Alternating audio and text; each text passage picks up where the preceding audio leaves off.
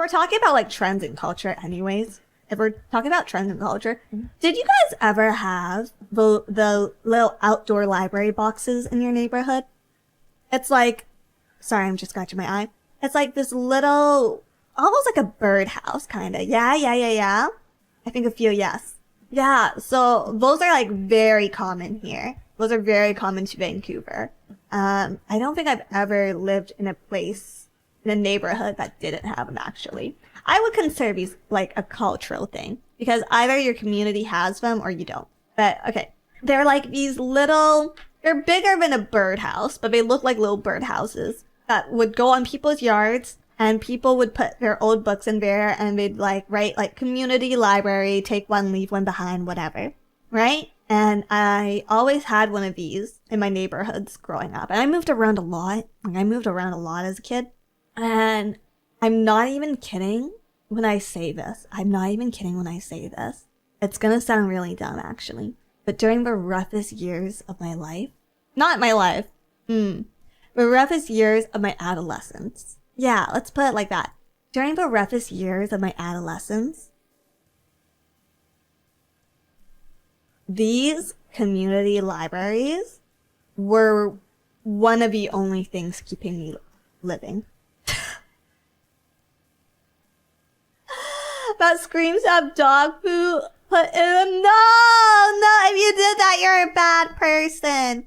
If you did that, you're a bad person. You're bad, you're bad. Dizzy, that's so heartbreaking. No, don't feel bad for me. Don't feel bad for me. I look back on that time of my life quite fondly, honestly speaking. Like, the good thing about things going poorly in your life is that when you look back at it, everything just seems so small under the microscope. So, like, I look back at the time, I look at the things that made me sad when I was younger, and I just think to myself how silly that was. But the things that kept me going, the things that I had to look forward to, which in this case were the like little outdoor like library boxes, those I look at like very, very, very fondly. So I had those all around my neighborhood, and I didn't. So I I didn't like being at home. I didn't like being at home at this time, and I didn't really like being at school at this time. And third spaces weren't really a thing for me growing up. So I spent a lot of time just going on walks. And so I would like go on these walks and there'd be all these little outdoor library boxes around me. And so I would go through them. And sometimes they had like pencils in them so you could leave notes or sign your name or whatever. And so it's very, very stupid in hindsight. So those were some of my only outlets, was leaving like little cries for help in all of these outdoor library boxes. So I would write things like, nobody wants me, or like I don't want to live anymore, or like, just like really shitty emo things. really shitty emo things, like, I'm not okay. I would leave them in all these boxes, and that was like, I'd do that, and I'd take a book. And I'd come back, and I'd like put the book back, and I'd see my shitty little message, and that was like the one thing kind of like helping me at this time be okay. Did anyone ever write back? I think one time someone wrote like a suicide hotline number.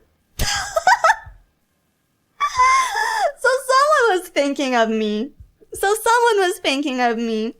So I just, it's just such a fond memory now because I look back on it and I was like, damn, Dizzy, you were an annoying kid.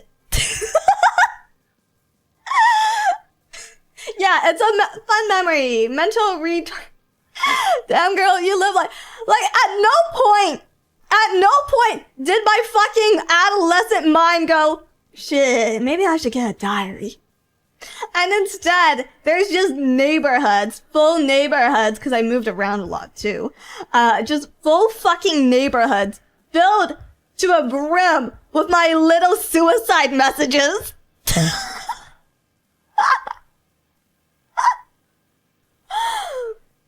Ow, the edge. Ow, it hurts. It hurts. It hurts. It hurts. Lil Doomer girl. Sunbrosten, thank you for the $100. You did good, Dizzy. You did a good job, and we're glad you're here now. Thank you. Thank you. I probably could have gone through it with less drama. I probably could have gone through my adolescence being less dramatic, if I'm gonna be honest. But I look back on it very fondly. Yeah.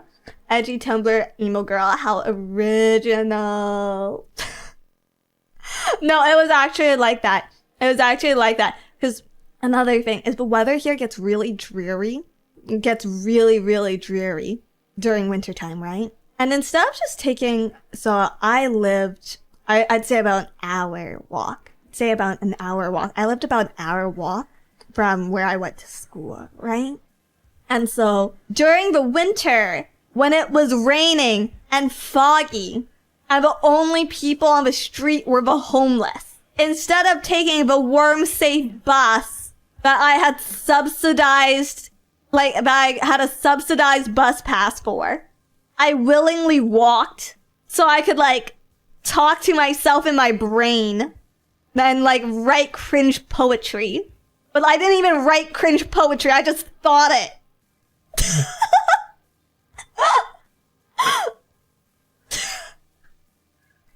Queen, not sure about that. It's good to make time for yourself, I guess. I agree. Could be done with better weather, you know. Yeah. Walk further than the kitchen or the bathroom. That's further than most phase girls. Yeah, my cardio was great back then, actually. My cardio was great. My ass still non-existent. My fellow brothers, in the face of our common dangers, in this winter of our hardship, remember these timeless words, as we can.